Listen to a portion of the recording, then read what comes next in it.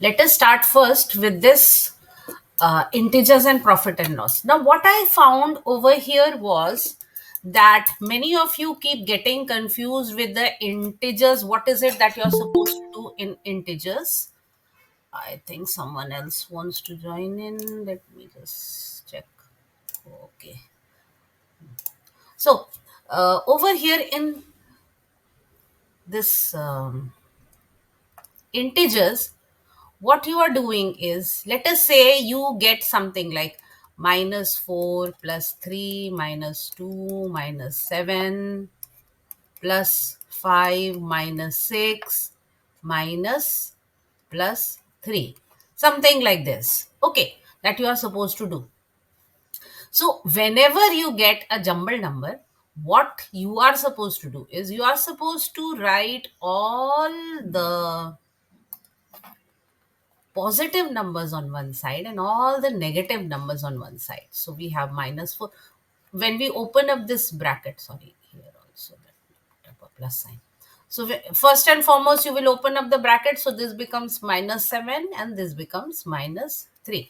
So you write all the negative numbers on one side: minus 4, minus 2, minus 7, minus 6, and minus 3.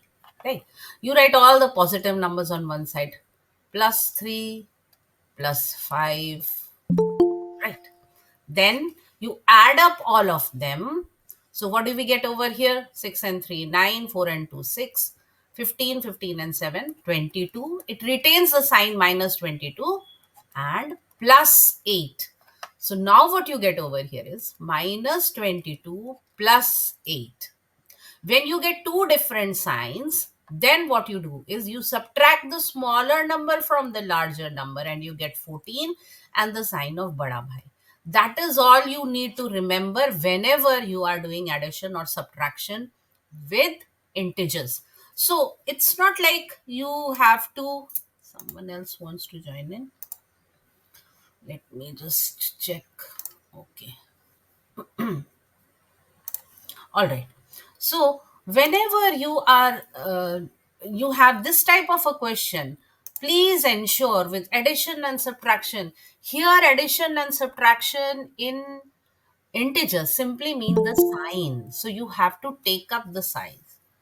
People are still joining in. Still, someone wants to join in, or someone has sent a message. No, it's just a. All right. So this is where I find many of you are confused. All right. As far as now multiplication is concerned, so if you are multiplying two integers, whenever you are multiplying, you just need to check how many negative signs are there. You simply multiply them. 3 sevens, 21, 21, 6 times is 1, 2, 6. Now you just check how many negative signs are there. There are two negative signs, right? So this is an even number. So if there are even number of negative signs, you get a plus in the answer. And if there are an odd number of signs, like minus 3 into minus 7 into minus 6, so there are three negative signs. So that means they are odd. So the answer is the same 126, but you get to put a negative sign. वहां पे एक minus sign लगाना है क्योंकि ये minus का number odd है. Is someone wanting to join in? All right. So this is how we take up the integers thing. See, in division also, if you see, if it is like minus 12 by 3, now you see only one negative sign over here. So the answer will have a negative sign. If it is minus 12 by minus 3, the answer will be a positive number because there are two negative signs over here. Right. So that is what I wanted to show with the integers. So these are the basic integer operation. Now if you get a question like temperature बढ़ता है, कम होता है, फिर इतना बढ़ता है, फिर उतना कम होता है, तो एवरी टाइम बढ़ता है कुछ चीज तो उसको प्लस में लगाना है, एवरी टाइम कुछ चीज कम होती है तो उसको माइनस में लगाना है. That is where you take that up. That is how you take it up. All right. Now let us take up this profit and loss. हाँ, यहाँ पर बहुत सारे लोगों ने क्या गलती किया था ना कि Let me erase this all. तो यहाँ पर क्या गलती किया बहुत सारे बच्चों ने? The error that they committed was, यहाँ देखो दिया है shopkeeper sells a vase, so selling price is rupees 380 and loss is also in rupees. Now you see both of them are in rupees. So both of them, when they are in rupees, you just need to do the addition or subtraction. तो हमें पता है कि जब loss होता है तो CP ज्यादा होता है, इसका मतलब सीपी हो जाएगा 380 plus ₹20 which is equal to ₹400. अब ये आता है यहाँ डायरेक्ट ऐड कर देना है. फिर इधर पूछा था फाइंड हिज लॉस परसेंट. अब हमको लॉस परसेंट निकालने के लिए अब हम फॉर्मूला यूज करेंगे. Sorry, just a minute. Loss percent. For calculating the loss percent, now we will use the formula loss by CP into 100. तो पहले तो ये याद रखना चाहिए कि लॉस है अगर तो सीपी ज्यादा होगा या एसपी ज्यादा होगा. पहले इसका कॉन्सेप्ट अच्छे से दिमाग में सोच के लिखा करो. अब यहाँ पे सीधा सीधा आ गया इसका. लॉस हुआ था हमारा ₹20 दिया है, सीपी है ₹400 इंटू 100. यही करना था बस. 5% आता है. तो पहले देखो कि क्या रुपीज में दिया है या परसेंट में दिया है and then use the formula accordingly. Same way यहां पर जो दिया था, यहां पर है man sells a sari for 2100 and gains इतना परसेंट. अभी यहां जो क्वेश्चन है इसमें the information which is given is selling price is given in rupees 2100 and gain is given in percent. 16 2 by 3% means 50 by 3%. So here we will use the formula for finding the CP. तो बताओ सब लोग CP का क्या formula होता है जब SP और गेन परसेंट दिया तो? CP is equal to इतना होगा,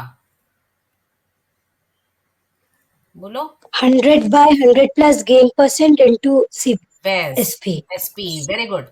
So 100 by 100 plus gain percent into SP, right. तो अब यहां पर हमें ऐसे लेकर के आना है. अब 100 प्लस गेन परसेंट, यहां फिर देखो फ्रैक्शंस का आता है, जिसके फ्रैक्शन वीक है उसका गड़बड़ होगा. सो 100 प्लस 50 बाई 3 ऐड करना है. तो ये क्या हो गया 350 बाई 3. तो इधर ये इसके ऊपर चला जाता है. तो ये है एक्चुअली 300, क्योंकि ये 3 ऊपर चला गया. This is like 100 by 350 by 3. So this is equal to 300 by 350. ठीक है. तो ये हो गया 300 बाय 350 इंटू एसपी. अभी यहाँ पे 2100 लिख देना. यहां से हमको डायरेक्टली आंसर मिल जाएगा. तो 7 के टेबल में आता है 7 5 35 और यहाँ 300 आ गया और 5 6 30. तो इसका हो गया CP 1800. तो फॉर्मूला पहले ठीक से लिखना सीखो, पहले समझो कि क्या क्या चीज दी गई है, उसके हिसाब से हमको क्या क्या फॉर्मूला यूज करना है. So if you are not using that then it will be difficult for you. Alright, shall I move on to this next type? 12 pence is equal to 15 pence. Find the profit loss. इसको करें हम. ये वाला समझ में आ गया है? Is this clear? अच्छा, let me see. Is there anyone who still wants to join? नहीं, सब लोग हैं. So I hope this is clear to you. I hope everyone is able to see the board. This whiteboard is visible. Yes, miss. All right. Yes, Good. miss. Yes, miss. Good. Yes, then. miss. So let us move on to this next question. ठीक है. I'm erasing this again and again so that we can have the question over here itself.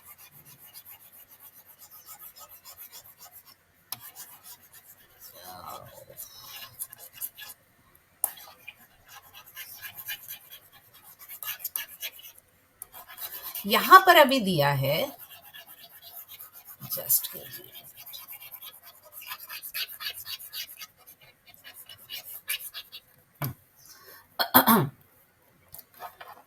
सो यहां पर जो दिया है वो है CP of 12 pence is equal to SP of 15 pence.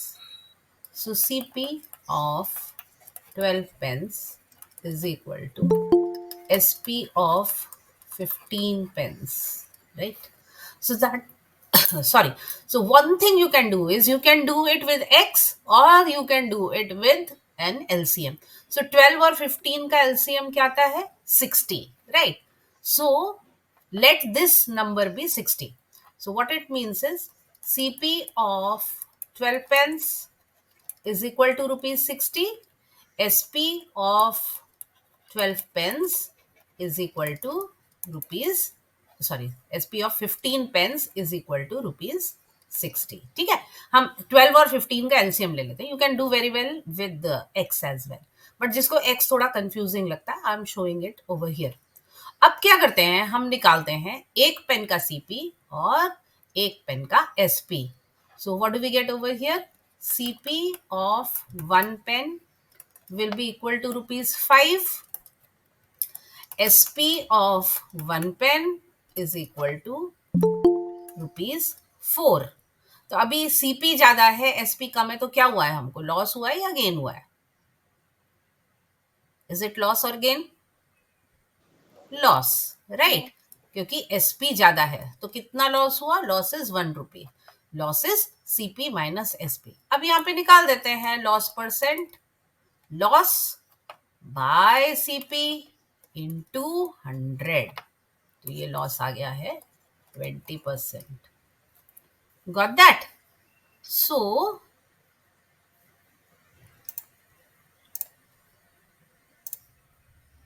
So what we have over here is a number increased by 22 1/2% gives 98. इसमें भी बहुत लोगों ने गलत किया था. एक नंबर है, पहले तो ये देखना है हमको 22 1/2% होता कितना. Just a minute.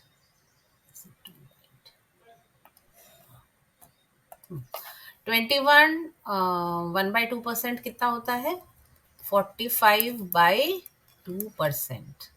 45/2% का क्या मतलब है, 45/2 इंटू 1/100. परसेंट मतलब ऑलवेज 1/100 मल्टीप्लाइड बाय 1/100 है. सो दिस इज बेसिकली, यहाँ 9 आएगा, यहाँ 20 आएगा. सो this is 9/40, the fraction. So this let us say the number is x. Now it is increased by 9/40x. And this becomes 98. So ये याद रखना जरूरी है. If it is increased, यहाँ increase लिखा है इसीलिए increase ऐसे दिखा. अगर decrease होता तो minus होता. ठीक है, तो यहाँ increase दिखा रहा है. तो अब हम इसको क्या करेंगे, नाउ फिर एलसीएम लेकर के ये आ जाएगा 40x plus 9x by 40 is equal to 98. So now what do we get? 49x is equal to 98 into 40. Now you should learn how to do smart maths, क्योंकि बहुत सारे लोग होते हैं वो unnecessary calculation बहुत ज्यादा करते हैं. यहाँ जैसे ही तुम देखो कि 49 है 98 है, 49 का डबल ही होता है 98, दोनों 7 के ही टेबल में आते हैं. तो अभी हम इसको डायरेक्टली यहाँ लिख के 98 इंटू 40/49, तो हम स्ट्रेट अवे इसको कर देते हैं, x इज इक्वल टू 80 हमारा नंबर आ जाता है. ठीक है, so in very easy way you can solve the questions. You just need to work smartly. तो ये याद रखो, नंबर मल्टीप्लाइड बाय कितना इंक्रीज हुआ. तो ये इतना इंक्रीज हुआ था, ये 9/40 इंक्रीज हुआ था. इसके साथ नंबर को मल्टीप्लाई करना है और इसमें ऐड करना है, क्योंकि ये ओरिजिनल नंबर था. फिर ये इतना परसेंट इंक्रीज हो गया. अगर इतना परसेंट डिक्रीज होता तो यहाँ पर माइनस का साइन आता, right. So you need to understand this. अच्छा, फिर ये जो दूसरा वाला टाइप का जो क्वेश्चन था उसमें क्या था, जस्ट अ मिनट. जो दूसरे टाइप का क्वेश्चन था उसमें क्या था, 65% परसेंट मैंने क्या बोला, बाई 100 या into 1/100। 65% of a number is equal to 3250। ठीक है, तो ये हो गया, this number is equal to 3250 into 100/65। तो बस यहाँ पर ये 13 के टेबल में आते हैं दोनों, इसको ये करके 13, 5 से भी अच्छा, 5 से करो तो यहाँ 13 हो गया, यहाँ 5, 6 टाइम्स 65 टाइम्स 650 टाइम्स, ये 13 50 टाइम्स, ये आ गया यहाँ पे आंसर 5000। ठीक है, तो प्लीज ऐसे सम्स करो प्रैक्टिस, क्योंकि ये जो है ये टिपिकल क्वेश्चंस है। हाँ, अभी नंबर लाइन हमने क्लास में भी डिस्कस किया था, बट एक बार और फिर से मैं बता दे रही हूँ, represent this and this on different number line, अलग अलग है, देखो बेस अलग है, यहाँ पर बेस है 8, यहाँ पर बेस है 7, तो अलग अलग होगा। पहले हमको देखना है, let us take another example over here. तो हम देखते हैं यहाँ पे कि लेट अस से हमें यहाँ पर बनाना है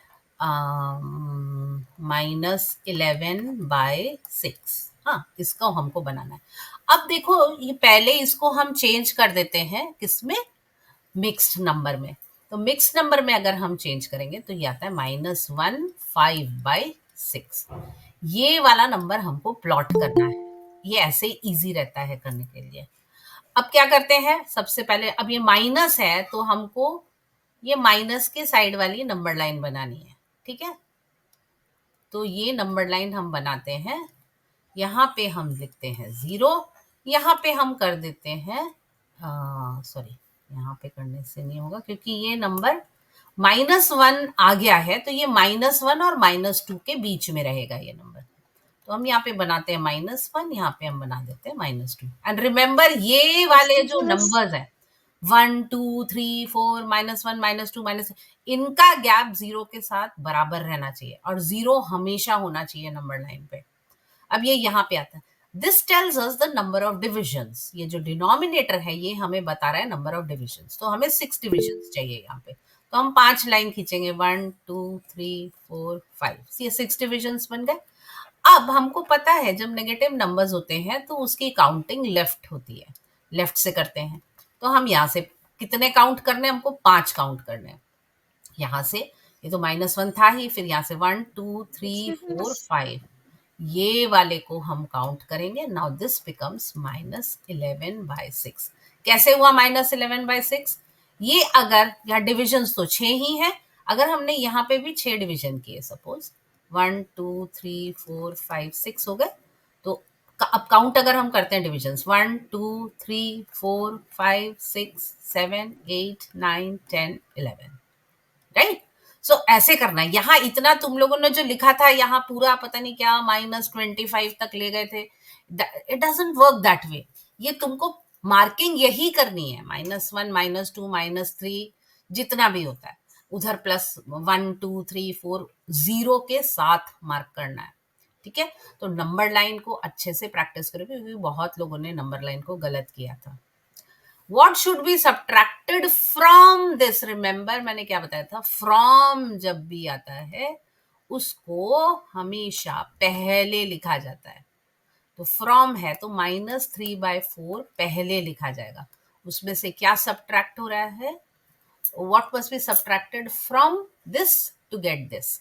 तो उसमें से -7/6 ही सब्ट्रैक्ट हो रहा है, क्योंकि दो चीजें मिला करके ये बना है ना।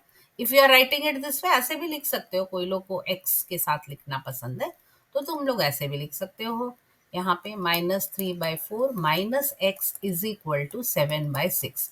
लेकिन इसमें गलती तुम लोगों ने क्या की थी, तुमने यहाँ पे इसको तो इधर बुला दिया, लेकिन x को माइनस, यहाँ पर था -x इज इक्वल टू 7/6, और ये माइनस था, यहाँ प्लस हो जाता, +3/4 होता है ये -x, तो उसकी वैल्यू माइनस में आती।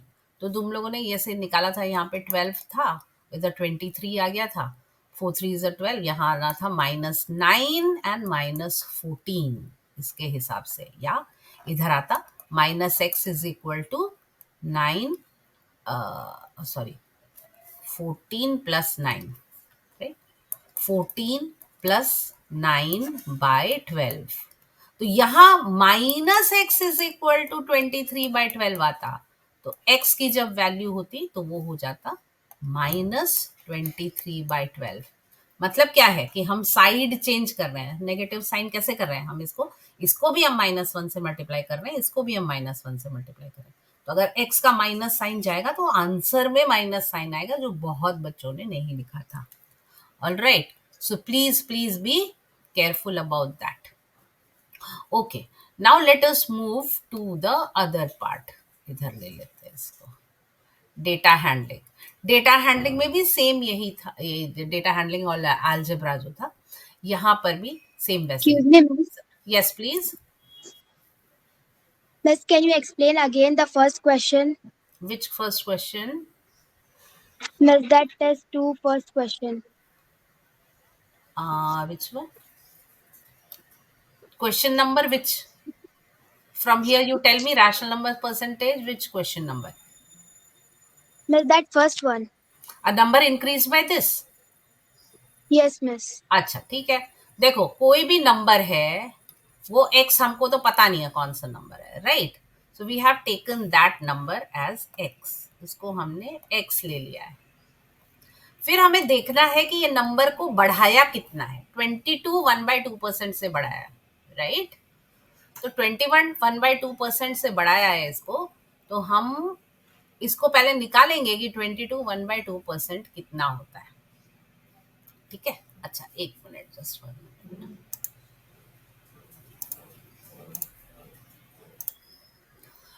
तो जो डेटा हैंडलिंग में गलती कर रहे थे वो ये कर रहे थे कि एक तो फ्रीक्वेंसी टेबल जो बनाना था ना, उसमें नंबर्स टैली मार्क्स के साथ बनाना चाहिए, और नंबर्स जो है वो उसको सीक्वेंस में लिख लेना चाहिए, क्योंकि 20 थे यहाँ पे।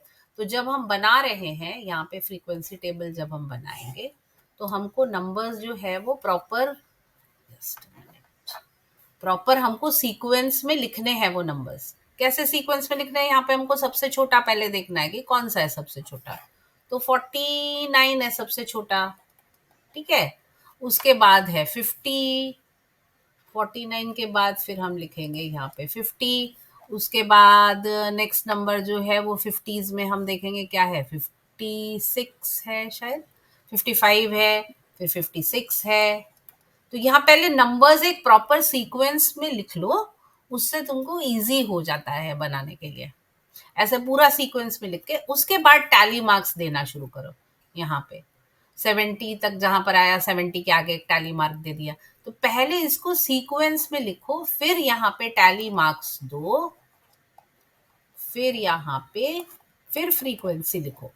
अच्छा, बहुत सारे लोगों ने फ्रीक्वेंसी के साथ साथ ये जो है वो उसको मल्टीप्लाई करके भी दे दिया, उसकी जरूरत ही नहीं थी, तुमको सिर्फ फ्रीक्वेंसी टेबल बनानी थी, तो इतना तक सफिशिएंट है।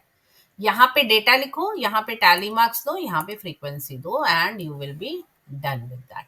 ठीक है, तो एक तो ये समझना है। फिर दूसरा वाला जो था, find the mean median and mode of the following data.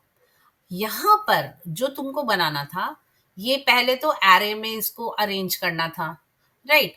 तो हम कितने बार है जीरो आया है, 3 बार जीरो आया है, तो हमको पहले इसको एरे में अरेंज करना है। एरे में अरेंज करने से हमारा बहुत सारा काम इजी हो जाता है।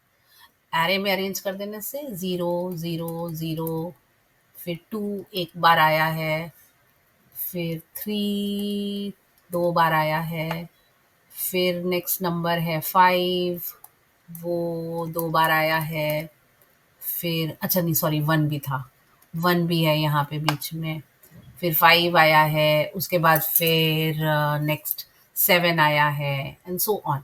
ये जितने नंबर्स हैं, ये इसको एरे में अरेंज करने के बाद फिर यहाँ पर सीक्वेंस में टेबल बना लो। तो इसीलिए ये नंबर्स को एरे में अरेंज करना ज़रूरी होता है। अब यहाँ पे जब तुमने बना लिया टेबल, तो यहाँ पे आ गया तुम्हारा 0 1 2 3 5 7, क्या है उसके बाद 8 है, 8 है, उसके बाद है 8 के बाद है 11 है, 10 तो नहीं, 11 है, फिर 15 है, नहीं 11 के बाद 13 है, फिर 15 है, फिर 18 है। ये ऐसे आया है अरे में। फिर इनके आगे जब तुम लिखोगे सारा कितने बार आ रहा है, कितने टाइम्स आ रहा है, तो ये टोटल तुम्हारे जो है कितना है डेटा, 1 2 3 4 5 6 7 8 9 10 11 12 13 14 15 15 है। तो इसका जो तुम जब मीडियन निकालोगे तो तुमको 15 plus 1 divided by 2, that is the eighth observation. बहुत सारे लोगों ने 8 ही लिख दिया, नहीं, एट्थ ऑब्जर्वेशन। तो 1 2 3 4 5 6 7 8, so the eighth observation was 5, so 5 is the median। ठीक है, समझ में, 5 इज द मीडियन। फिर इसके बाद यहाँ पर अब इसका मीन निकालने के लिए फिर यहाँ पे आ जाएगी फ्रीक्वेंसी इसकी, ये कितने बार आ रहा है। यहाँ पे फिर F1 X1 निकाल सकते हो। क्यूमुलेटिव फ्रीक्वेंसी से भी तुमको पता चल जाएगा कि ये क्यूमुलेटिव फ्रीक्वेंसी जो है इससे भी तुम्हें पता चलते जाएगा 0 कितने बार आया, 1 कितने बार आया, तो यहाँ पे सब ऐड करते जाओगे तो वहां से भी तुम मीडियन आराम से निकाल सकते हो। एरे में अरेंज करके भी मीडियन आराम से निकाल सकते हो। ठीक है, फिर इसका मीन निकालने के लिए F1 X1 सबका करके फिर उसका समेशन करना है, इसका पूरे का समेशन करके फिर इसको divided by the number of observations. तो कितने ऑब्जर्वेशंस थे, 15, इनसे डिवाइड करके तुमको यहाँ पे मिल जाएगा मीन। अभी मोड निकालने के लिए यहाँ पे, अच्छा कुछ लोगों ने 0 लिखा है मोड, ठीक है, क्योंकि मोड में हम बोलते हैं कि कितने टाइम्स आ रहा है, सबसे ज्यादा बार कौन सा नंबर आ रहा है, वो भी ठीक है। But when you are finding out the mode using the empirical formula, तो यहाँ तुमको लिखना होता है 3 मीडियन माइनस 2 मीन। सो 2 बार मीडियन जितना भी आया है, मीडियन आया है हमारा क्या 5, तो 3 इंटू 5 माइनस 2 इंटू जो भी हमारा मीन आया था उसको निकालना है, उससे फिर मोड मिलेगा। ये मोड का फॉर्मूला है। ठीक है, so is this clear to you? Please check examples over there and solve those examples again and again। तो वहां से ये फॉर्मूला यूज करके मीडियन, तो देखा होगा किसी किसी ने 0 भी मोड लिखा है तो मैंने उसको भी मार्क्स दिया है। एरे के हिसाब से 0 लिखा है उसने, क्योंकि ये, या फ्रीक्वेंसी टेबल के हिसाब से, क्योंकि 0 की फ्रीक्वेंसी सबसे ज्यादा है, तो that is also correct. But ये जो है ये इम्पेरिकल फॉर्मूला यूज करके ये ऐसे निकाला जाता है यहाँ पे। ठीक है, तो ये है तुम्हारा टेबल बनाने में। अच्छा, और एक चीज जो बहुत गलत जो बच्चों ने किया था, जिस पे ध्यान नहीं दिया, ये वाला जो था यहाँ पे बार ग्राफ जब भी हम बनाते हैं तो हम एक्स एक्सिस एक ले रहे हैं, एक हम ये हम वाई एक्सिस लेते हैं और ये हम एक्स एक्सिस लेते हैं। ठीक है, जब भी हम कोई भी एक्सेस लेते हैं हमेशा लिखना है, यहाँ पे बहुत सारे बच्चों ने लिखा नहीं था कि ये क्या है, ईयर लिखना है यहाँ पे। ठीक है, डिविजन्स बराबर होने चाहिए। तो यहाँ हम देख रहे हैं 12 है, 18 है, 9 है, 11 है, 24 है, तो ये 3 के टेबल में भी आता है, ये बहुत सारी चीजें जो है। तो यहाँ हमेशा ये वाला जो पॉइंट रहता है, दिस इज ऑलवेज 0। तो यहाँ जब हम कर रहे हैं तो यहाँ पे तुम कैसे कर सकते हो, 3 6 9 12 15 18, इसको यहाँ और बढ़ा के 21 24, क्योंकि मैक्सिमम हमारा 24 ही है तो वहां तक ले लिया। फिर इधर हम ईयर वाले बना रहे हैं, तो वहां जो तुम बार ग्राफ बनाओगे, तो पहला वाला जैसे है 12, तो ये जो है ये तुमको इसको 12 तक लेके जाना है, और फिर इसके अंदर यहाँ ईयर लिख दो कि कौन सा ईयर है, 2018, या यहाँ पे भी लिख सकते हो, इधर नीचे भी लिख सकते हो 2018। फिर नेक्स्ट वाला है 18, तो इसको तुम्हें 18 तक बनाना है यहाँ पे, लेकिन साइज सबका बार का सेम रहना चाहिए। यहाँ 2019 हो गया। अच्छा, जो गलती करते ऐसे ही टाइप से, ये बार तो बहुत सारे लोगों ने ठीक बनाया था, यहाँ जो बहुत गलती है क्या, वहां लिखा स्केल, स्केल नहीं लिखा था, प्लस यहाँ जैसे ईयर लिखा है, यहाँ पे तुमको लिखना है नंबर ऑफ कार्स सोल्ड, और यहाँ पे 10,000 करके देना, ठीक है, क्योंकि वो मेंशन किया। ये इसको एरो ऐसे दिखाना है कि ये यहाँ पे ऐसे एरो चलता है। तो स्केल जो है तुम्हारा वो 1 डिविजन इज इक्वल टू 30,000। ये 30,000 कार्स बता रहा है, क्योंकि हर डिवीजन यहाँ पे 10,000 के हिसाब से दिया है, तो इसीलिए हमने ये 30,000, 60,000, 90,000, तो ये बता रहा है एक्चुअली 12 के आगे 10,000, 1,20,000 ये बता रहा है। So that is why it is very important for you to mention the scale, कि एक डिवीजन जो है ये 30,000 बता रहा है, फिर यहाँ और 30,000, जो तुमने डिवीजन मार्क किए हैं वो क्या बता रहे हैं। so, बहुत सारे लोगों ने लिखा था स्केल इज इक्वल टू 3, नहीं 3 नहीं है। Each division represents how many cars? Each division represents 30,000 cars. इसीलिए ये मेंशन करना बहुत जरूरी है। अगर स्केल नहीं मेंशन किया ये पूरा ग्राफ गलत हो जाता है, ये पूरा जीरो हो जाता है, ठीक है। सो ये वाला समझ में आया है सबको। तो क्यूमुलेटिव फ्रीक्वेंसी हमें बताता है how many times the data has been observed. तो यहां हम क्या करते हैं, ये 1 कितने टाइम ऑब्जर्व हुआ, 3 टाइम्स, मतलब 3 बार हमने डाई फेंकी थी तब 1 आया। उसके बाद हमने 2 बार और फेंकी थी तो 2 आया था। तो टोटल कितना हो गया, ये इसमें से ये ऐड करते जाते हैं, नेक्स्ट वाला जो है इसको ऐड करते जाते हैं, फिर इसमें ये ऐड कर देंगे, तो नेक्स्ट जो आया ये आया 6, इसमें से हम ऐड कर देंगे, इसको नेक्स्ट ऐड करेंगे तो ये हो गया 8। हाँ, फिर इसमें से इसको ऐड कर दिया तो नेक्स्ट ये हो गया 11, और ये ऐड कर देने से इसमें 8 के साथ 3 ऐड किया 11, अब इसके साथ 4 ऐड किया तो हो गया 15। मतलब हमने 15 टाइम्स हमने जो था वो डाइस फेंका है, that is cumulative frequency is 15 times. अब यहां से अगर हम ऐड करें तो 3 + 2 5, 5 and 1 6, 6 and 2 8, 8 and 7 15। तो यही है क्यूमुलेटिव फ्रीक्वेंसी।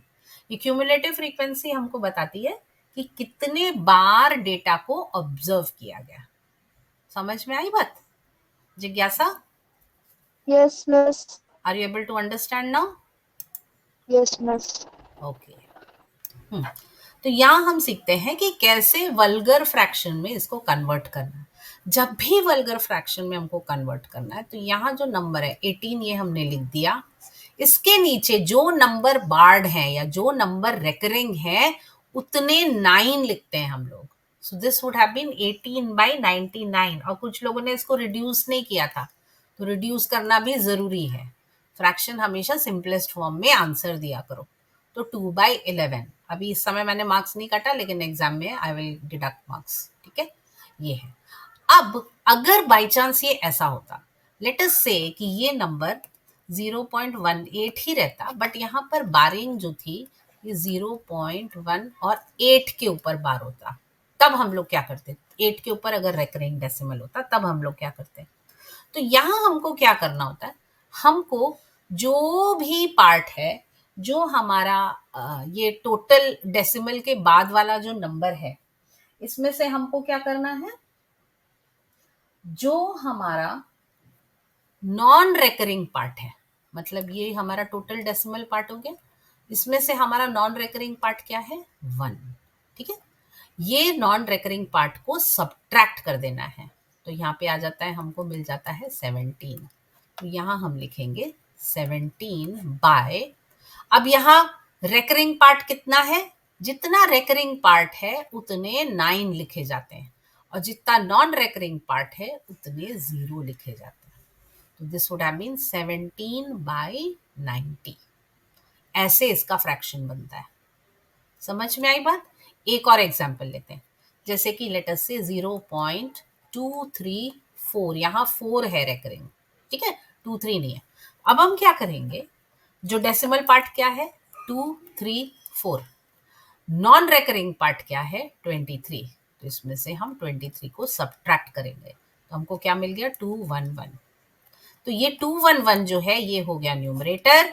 अच्छा, डिनोमिनेटर में रेकरिंग पार्ट कितना है, 4 है, एक ही है रेकरिंग पार्ट, तो हमने एक ही 9 लिखा। नॉन रेकरिंग डिजिट्स कितने हैं? 2 हैं, तो हमने यहाँ पे 2 0 लगा दिया। समझ में आ रही है बात? Are you able to follow? Yes, miss. अच्छा, in case it is, let me use another color over here. In case this was 0.234, ये अगर 34 अगर रेकरिंग होता तो क्या होता? हम फिर से लेते यहाँ 234 जो हमारा डेसिमल पार्ट है, उसमें से हम सब्ट्रैक्ट करते ये वाला पार्ट। यहाँ हमने क्या किया था? 23 सब्ट्रैक्ट किया था। क्यों? क्योंकि ये नॉन रेकरिंग पार्ट है। इसका नॉन रेकरिंग पार्ट क्या है? 2 है, तो हमको मिल गया यहाँ पे 232। ये आ गया हमारा न्यूमरेटर 232। अभी डिनोमिनेटर में कितने रेकरिंग डिजिट्स हैं? 2, तो 2 9 चले गए। कितने नॉन रेकरिंग डिजिट्स हैं? 1, तो उतने 0 जाते हैं।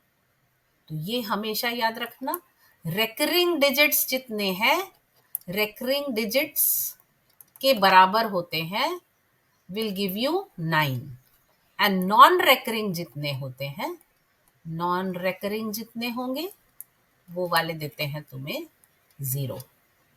बस यही रूल है इसको वल्गर फ्रैक्शन में कन्वर्ट करने का। अच्छा, इधर भी बहुत सारे लोगों ने क्या गलती की थी? जैसे ये वाला जो था, सेकंड क्वेश्चन जो था 5/6 टू रेकरिंग डेसिमल, तो यहाँ पे है तुमको लेना है 5, उसको डिवाइड करना है 6 से। या डेसिमल आ गया, यहाँ आ गया 50, 6 8 जा 48, फिर आया यहाँ पे 2, 6 3 जा 2 का 20 हो गया, 6 3 18, और फिर ये जो है ये 3 3 3 3 ये रेकर करता रहेगा। तो इसको ऐसे लिखा जाएगा 0.83, 3 के ऊपर डॉट दिया जाएगा क्योंकि 3 रेकरिंग है। इसको लिखने का सही तरीका ये है, अदरवाइज मार्क्स नहीं मिलेंगे। समझ में आई बात? This is how you right it. अच्छा, यहाँ पे था डिविजन। डिवीजन में क्या गलती हो गई इधर पे? डिवीजन में क्या हुआ था? द डिवीजन क्वेश्चन वाज 0.3705, तो क्या है यहाँ पे? 0.3705 डिवाइडेड बाय 1.5। अब क्या होता है, हमेशा हमें डिनोमिनेटर के डेसिमल्स हटा देने चाहिए। तो इसका एक डेसिमल हम हटा देंगे तो इसका एक डेसिमल यहाँ मूव कर जाएगा। बहुत सारे लोग डिवाइडेड बाय 1000 और 10,000 और डिवाइडेड बाय 10 वैसे करके भी करते हैं, वैसे भी कर सकते हो, बट ये स्मार्ट तरीका है, इसको सीखो। तो अब हमारे पास क्या आ गया? हमारे पास यहाँ पर क्वेश्चन आ गया है 3.705 डिवाइडेड बाय 15, राइट। अब अभी अब शुरू के 2 डिजिट्स लेते हैं, 37, 15 2 जा 30, लेकिन यहाँ ये डेसिमल आ रहा है, इसीलिए यहाँ पे हमको डेसिमल पॉइंट देना पड़ेगा।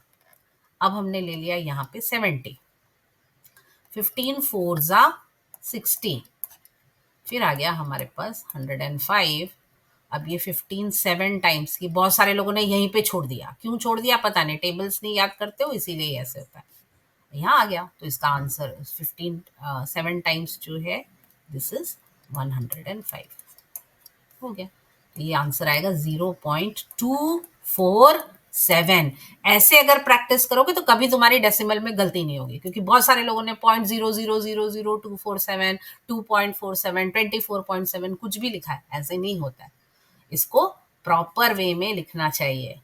डेसिमल्स को हमेशा, जब भी कोई भी डेसिमल का डिवीजन हो तो हमेशा इसको जो है ये डिनोमिनेटर की डेसिमल रिमूव करो। डिनोमिनेटर की डेसिमल रिमूव करने के लिए क्या करना है? जितने प्लेसेस यहां मूव कर रहे हो राइट साइड, उतने ही प्लेसेस न्यूमरेटर की डेसिमल को भी राइट साइड मूव करना पड़ेगा, तब तुमको आंसर मिलेगा। ठीक है, so that is how you do it. अच्छा, ये वाला तो ठीक है, ये तो रेशियो तो बहुत लोगों का सही हुआ था। सिंप्लीफाई में फिर इंटीजर्स वाला ही रूल फॉलो होगा। प्लस वाले एक साथ ऐड करो, माइनस वाले एक साथ ऐड करो, फिर उनको सब्ट्रैक्ट करो। तो यहां तुम्हें करना क्या चाहिए था? तुम्हें करना ये चाहिए था कि इधर तुम लिखते 4.612, और यहाँ पे लिखते 8.1, ये दोनों प्लस वाले थे। रिमेंबर डेसिमल के नीचे ही डेसिमल आता है, बहुत सारे लोगों ने ये भी गलत किया, तो ये आ गया तुम्हारा 12.712। इधर तुमने क्या गड़बड़ सड़बड़ किया है, वो ये किया है, इधर तुमको लिखना चाहिए था -4.11 -1.005, तो इधर तुम्हारा आता -5.115 आता इधर। अब दो नंबर्स आ गए, अब तुम्हें सीधे सीधे 12.712 में से सब्ट्रैक्ट कर देना है 5.115। इतना सिंपल था। 7 पॉइंट क्या आया था, 597 ऐसे आता शायद, हाँ 7.597, ये आंसर आना चाहिए था, बट तुम लोगों ने कुछ भी लिखा है। हमेशा इंटीजर्स के रूल्स फॉलो करो, जितने नेगेटिव नंबर्स होते हैं सब एक साथ ऐड होते हैं, जितने पॉजिटिव नंबर्स होते हैं सब एक साथ ऐड होते हैं। और ये वाला जो था लास्ट वाला 5th वाला, ये तो एक ट्रिक क्वेश्चन था।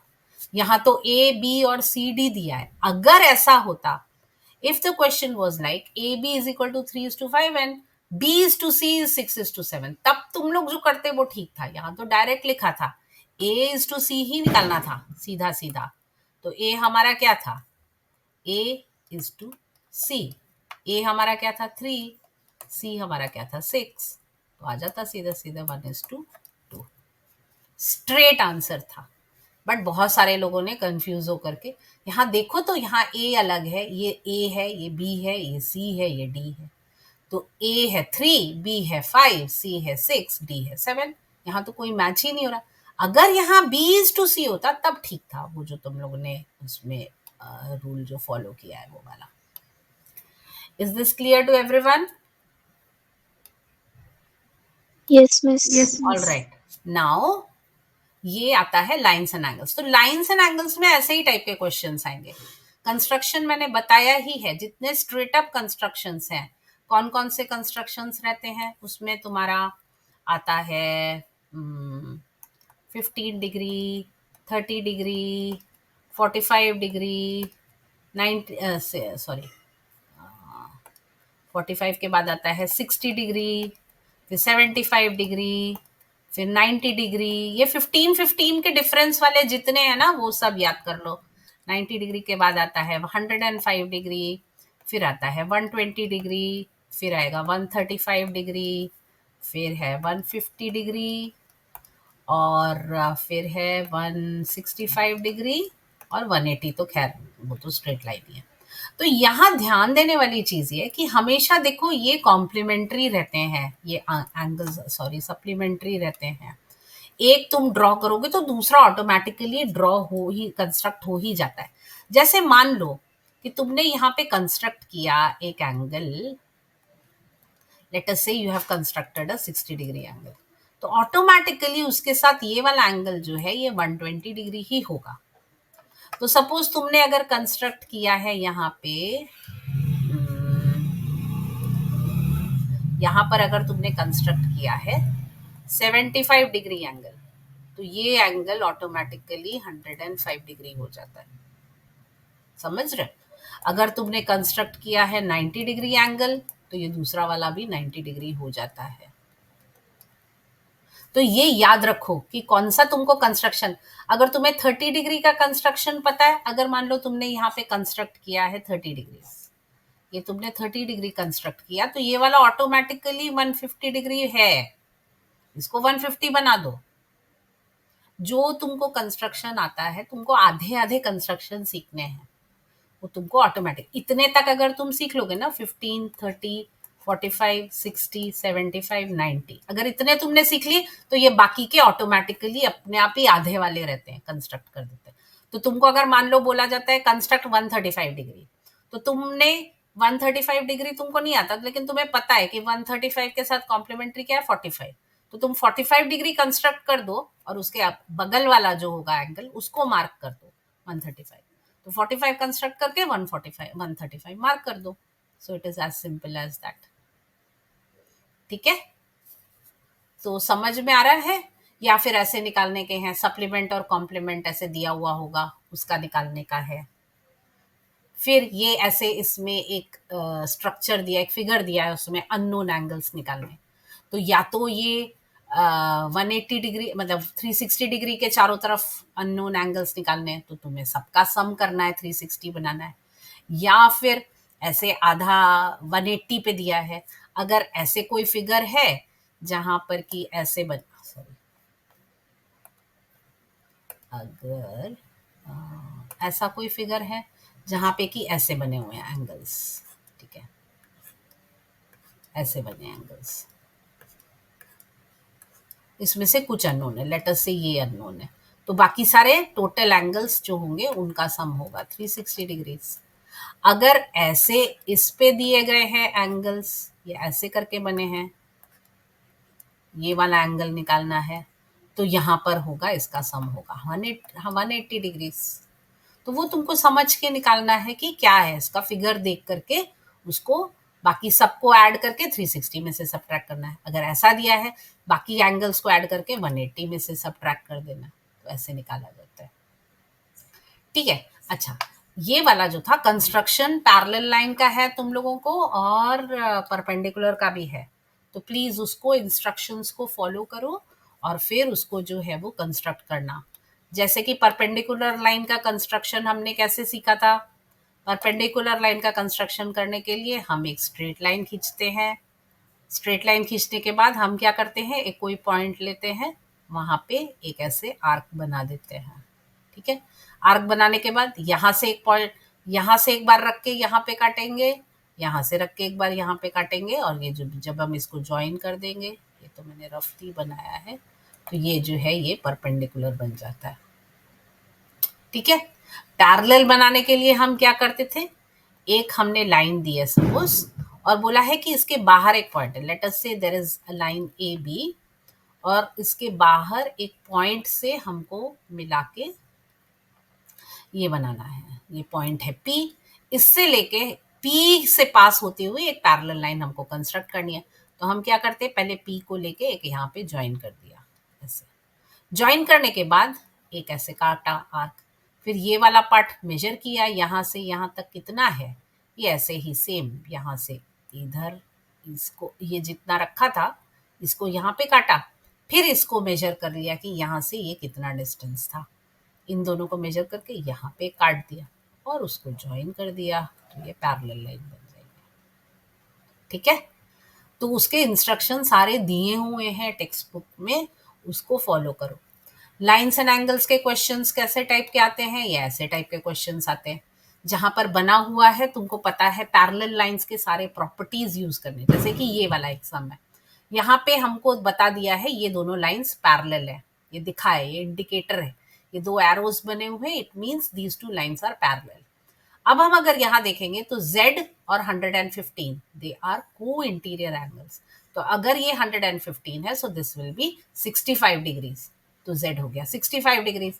इधर हम देख रहे हैं कि X और 120 जो है ये को इंटीरियर्स हैं, तो अगर ये 120 है तो ये 60 हो जाएगा, क्योंकि हमें पता है कि को इंटीरियर्स का सम 180 होता है।